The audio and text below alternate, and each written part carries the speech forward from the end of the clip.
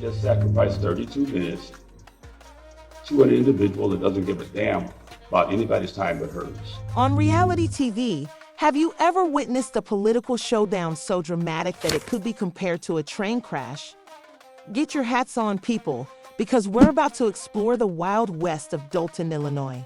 A season of your favorite scandalous show is coming up, and while Mayor Tiffany Henyard remained as dull, the tension was great because, with their ideas and more than a little annoyance, the residents were ready to unload their frustration on Mayor Henyard. And Monday night's routine village board meeting was on the verge of becoming a full-fledged political protest due to allegations of power struggles and drama. Mayor Henyard to arrive, and we'll give another 5 minutes. Mayor Tiffany Henyard delayed the meeting. The scheduled meeting started 30 minutes late because of what seemed to be a minor issue. But this seemingly insignificant delay served as the catalyst for a larger wave of simmering resentment that swiftly erupted into overt hostility. Tensions reached a breaking point when a local resident who was taking the microphone made a direct and pointed remark that perfectly captured the atmosphere of the room. "We just gave up 32 minutes to someone who doesn't." The statement resonated with the gathering, causing a flood of collective annoyance that encouraged others to speak up. Give a damn about anybody's time other than hers.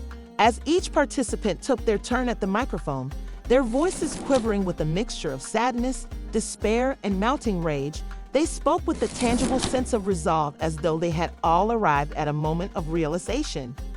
Their complaints centered on a single rallying cry that grew stronger as the meeting went on, eventually making it impossible for even Mayor Tiffany Henyard, who appeared to be impervious, to ignore. As participants took turns speaking, the refrain "Clean House 2025" changed from being a straightforward statement of discontent to a clear and unwavering directive that embodied the community's desire for radical change. Speaker after speaker repeated the passionate and urgent sentiment. Every contribution heightened the sense of dissatisfaction and resolve in the room, causing the crowd's energy to concentrate around a single objective.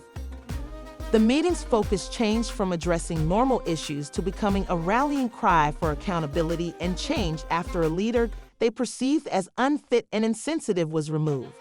Gathering changed rapidly into a deep moment of one resident in particular who was very passionate about civic engagement, emphasized the seriousness of the situation, and urged their neighbors to understand the crucial role they played in deciding the town's future. They fervently declared that we must go to the polls and cast our votes wisely because we cannot allow her to continue being the mayor. This heartfelt plea struck a chord, and the audience erupted in cheers as their annoyance became a burning and unifying call for change. The air was charged with the intensity of long-suppressed concerns being finally expressed. It was not only a sense of exasperation, but also a renewed sense of resolve, as though the community had come to the conclusion that the status quo was unacceptable. Because of the unadulterated intensity of the crowd, it was inevitable that Henyard's time was nearing its end, and that the time for action had come. The meeting was dominated by a crescendo of suppressed anger and searing frustration that represented a tipping point, where years of discontent boiled over into a single act of action. As each speaker took the floor, the focus shifted from individual grievances to a collective movement to restore accountability and transparency in local governance, calling for action. The atmosphere in the room transcended its immediate context, symbolizing more than just local frustrations, and became the dominant theme as attendees encouraged their neighbors to rise above apathy and actively participate in the electoral process. What started as an unplanned forum to air grievances turned into a motivating force that illustrated a community that had reached its breaking point and was prepared to fight for meaningful change. Microcosm of a larger fight for accountability, demonstrating the strength of group discontent when used for a common purpose. As one fervent voice followed another, their unwavering resolve echoed throughout the room, uniting neighbors in a shared mission. After a tenure marked by mounting criticism and growing discontent, the meeting was now driven by a populace that was adamant about demanding better leadership. Ended not as a typical civic occasion, but rather as the beginning of a movement propelled by the unwavering determination of a community bound together in their refusal to tolerate the unacceptable any longer. Know this, I am gonna come through on a landslide just like Trump did. Know that. The atmosphere was charged with frustration as residents took to the microphone to voice harsh accusations and unapologetic ultimatums against Mayor Tiffany Henyard, whose leadership had become a lightning rod for discontent. However, Henyard never backs down from a fight, standing her ground with her signature defiance and unapologetic confidence, refusing to plant any seeds or show even the slightest hint of intimidation after meeting the residents' demands. Aimed her in a tone of disdain, demonstrating that their criticisms of her did not, in fact, modify her approach. In a harsh speech intended to both provoke and reinforce her position, Henyard utilized the altercation to reaffirm her authority. She said, "I have the seat now. Whether you like it or not, I am your mayor." Her remarks reverberated throughout the chamber, making it clear that she planned to maintain strict control. Her statement was delivered with the calculated. This bold declaration, which was made by someone who was well aware of the backlash it would cause, was not just a declaration, it was a challenge, daring her critics to defy her while solidifying her unwavering hold on the office. Rather than appeasing her detractors, it only served to increase their contempt. Henyard, however, was unfazed and continued to use her rhetoric, comparing herself to former President Donald Trump and drawing comparisons between their leadership styles and the scandals that seemed to follow them both. In spite of a barrage of unjust criticism, she presented herself as a powerful and misunderstood leader, even hinting at a landslide in her own words. Victory presents herself as the victim of unrelenting criticism and a divisive character who defies hardship. In addition to serving as a defense, this narrative served as a rallying cry, positioning her as a leader standing up for her convictions in the face of growing public disapproval and calls for her resignation. Was evidence of her fortitude and tenacity in refusing to give in to the demands of a vocal opposition. But for many in the room, it was the most recent development in a concerning pattern of behavior that demonstrated her increasing alienation from the community she claimed to serve. Her harsh and contemptuous tone made it clear that she was not prepared to respond to calls for accountability or recognize the discontent emanating from the crowd. Her remarks upset even some of her erstwhile admirers, who interpreted them as more proof of her refusal to accept responsibility for the scandals and errors that had plagued her term rather than as a show of strength. Henyard's inability to seriously respond to criticism signifies the end of a leader who was more concerned with securing her position of authority than with attending to the actual issues facing her citizens. Despite the fact that it was startling, her defiance was seen as a priority of her.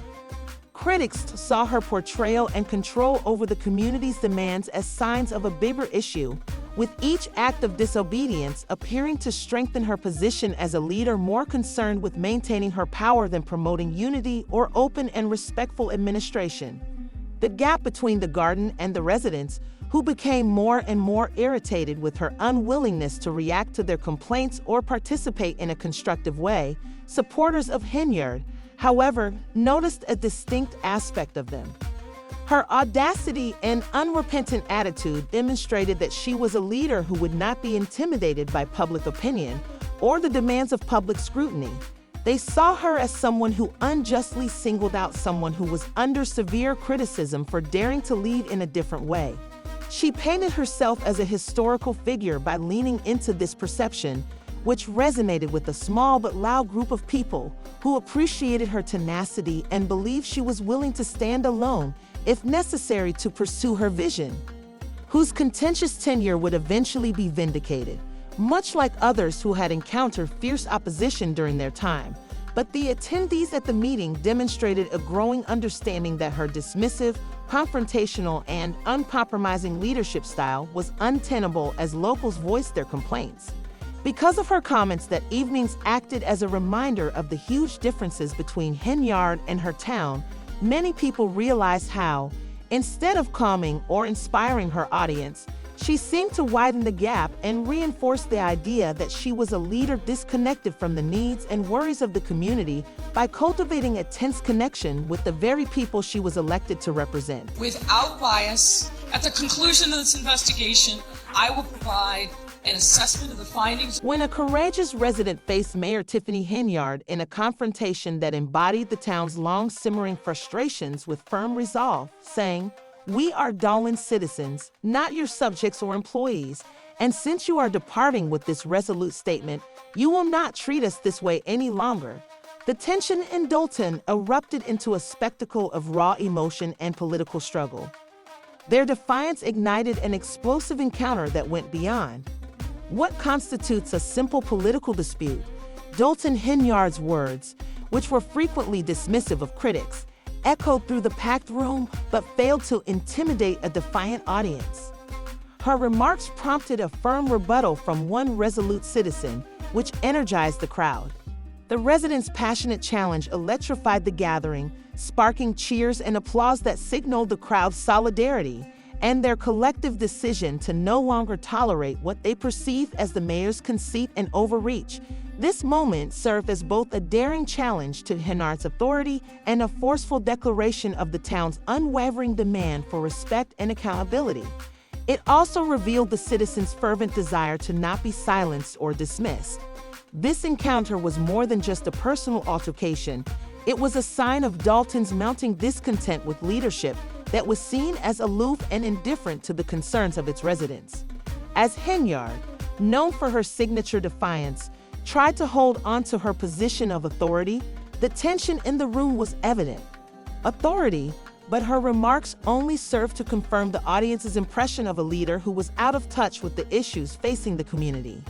The applause and cheers that greeted the resident remarks were a potent demonstration of the community's will. These residents were no longer willing to remain on the sidelines and were prepared to speak up. In addition to reflecting political differences, this gathering showed how resilient democracy can be at its most grassroots level, as evidenced by Henyard's insistence on control and the community's fervor in pushing back. The confrontations demonstrated the strength of collective action, demonstrating that even in small towns, citizens' voices matter and can challenge even the most established leadership. The people of Dalton also reclaimed their position as the true bearers of authority in their town, not just protesting policies or leadership decisions. The exchange also brought attention to a more serious issue in Dalton, a town that was struggling with leadership it could no longer trust during Henyard's term, which was characterized by accusations of financial mismanagement, dismissive governance, and a withdrawal from the community. Has been a point of contention for criticism, it was the result of months or perhaps years of frustration, and the tension in this specific meeting was not an isolated incident. People fed up with broken promises and what they perceived to be a lack of confidence in the government used the forum as a platform to voice their displeasure and call for change. The heated exchange reflected a larger conflict in which a town came together to demand accountability and a leader who was stepping up her authority in the face of mounting opposition. It became clear that her defiance, rather than stifling dissent, simply served to strengthen her detractors. While her opponents saw her statements as a sign of her refusal to take responsibility, her supporters saw her defiance as a sign of resilience, and the tense atmosphere of the meeting room demonstrated the power of grassroots activism. Dalton citizens were no longer satisfied to be passive observers in their own governance, and this confrontation marked a turning point and a symbolic moment of empowerment for a community demanding to be heard. The people in the room were those who felt that the time had come for change, and as the confrontation progressed, it became evident that this was about more than just political differences. It was about a community's right to demand better, to challenge its leaders, and to hold them accountable. At that moment, Dalton's citizens sent a clear message that they would no longer put up with denial or dismissal, and that they were prepared to take control of their town's future, proving that even the smallest voices can challenge established authority. Henyard was impacted by the town for a long time. Being under FBI investigation, the conversation continued long after this particular meeting. By May 2024, Administration inquiries regarding village spending further exacerbated public dissatisfaction, according to the report. Former Chicago Mayor Lori Lightfoot also looked into Henyard financial operations and discovered a significant deficit in the village's general budget, with the town's general fund balance dropping from $5.61 million USD in 22 to $3.65 million USD. Lightfoot also expressed concerns about excessive use of the financial difficulties, residents' concerns about an agenda that hasn't been fully investigated, and the lack of transparency surrounding the township's finances only exacerbate the village credit card, as demonstrated by the number of purchases for which receipts were missing. An additional shocking finding was that 43,000 Americans bought items on Amazon on January 5, 2023. Henyard had been in charge of 2 trustees in the township, and the long-running conflict between Henyard and the trustees reached a climax when Christopher Gonzalez when a village spokeswoman ruled that Henyard's attempt to appoint Ronald Beer as the new police chief without board approval was illegal. Carmen Carlisle skipped a board meeting, which prevented a vote to choose a new trustee to take over the position. Gonzalez expressed concerns, asking why there was such a rush to get us to a meeting. He and Carr were worried about giving Henyard too much authority, especially when it came to financial matters. They feared a return to the questionable spending patterns of the previous lease after. The Illinois Law Enforcement Training and Standards Board, which was accused of bankruptcy fraud at the time of his employment, even declared that Lacey lacked the necessary documentation and was not currently requalified to serve as a police chief. This further exacerbated the legal issues surrounding the former interim chief. Given Bird's previous legal actions alleging political or employment retaliation, the board recommended in the letter that she remove him from public service until the necessary paperwork was filed and his eligibility was established during the legal battles. In relation to staffing, the landlord, Janetta Hall, revealed that the couple had not paid rent since August, leading to thousands of US dollars in late fees and back rent. However, Hall refuted this allegation. After allowing Burge SDR to act as temporary head for 30 days, the judge ultimately reversed a number of her rulings. Even after Henyard's PR efforts to divert attention from the ongoing issues, Hall further asserted that Henyard and Woods had changed the garage door code in the locks to prevent her from entering the property. The eviction case further demonstrated how precarious her situation was. Although many people enjoyed the giveaway, Dependable Gun questioned the timing of the event, claiming it was a last-ditch attempt to appease the public while sidestepping important township concerns. Some locals expressed their annoyance by drawing comparisons between the mini posters and the propaganda tactics used by Venezuelan President Nicolas Maduro, which emphasized the hen's dominating presence and authority on the public perception of the village. Public relations stunts and manipulation obviously had no impact on the public, adding to the already explosive mix of Henyard's self-promotional stunts that reached new heights.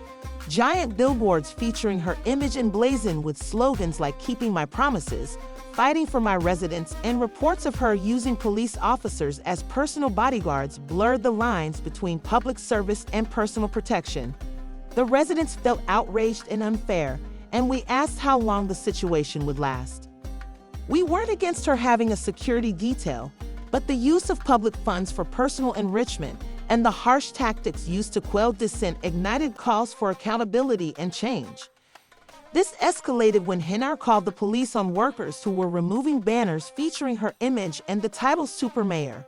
However, some trustees say that Supervisor Henyard Tiffany Henyard's story is far from finished, as she recently declared.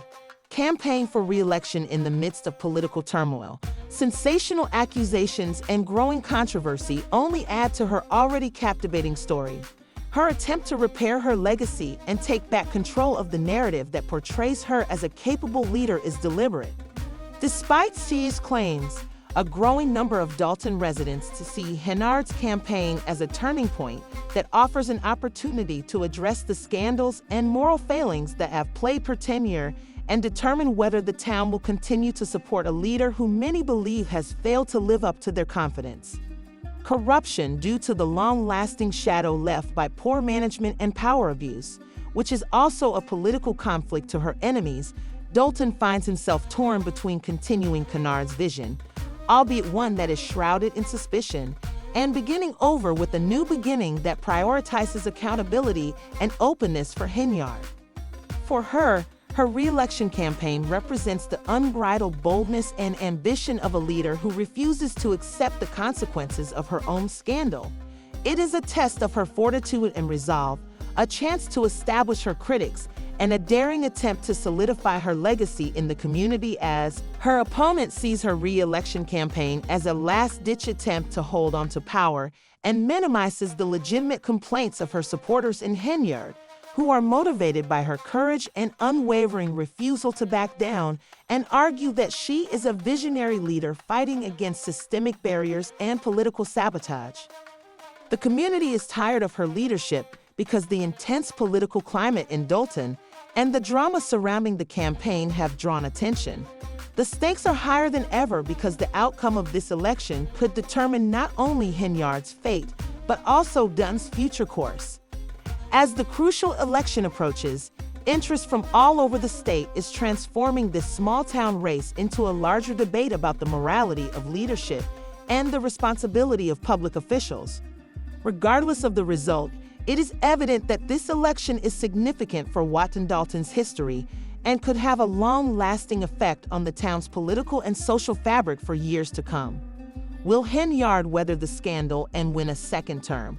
Or will this election be a vote against her leadership and the end of her controversial tenure rule?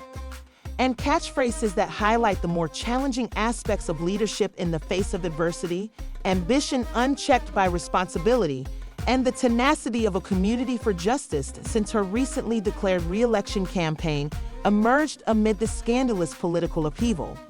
Her decision to run for another term is not a surprise to those who are familiar with Tiffany Henyard's defiant leadership style, but it has undoubtedly generated a heated public debate, with many viewing her bid as a planned attempt to rehabilitate her.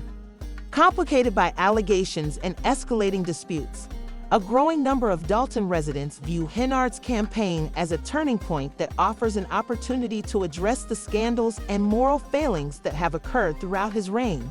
She was once hailed as a trailblazing figure in Dalton, the town's first female mayor, and a symbol of progress.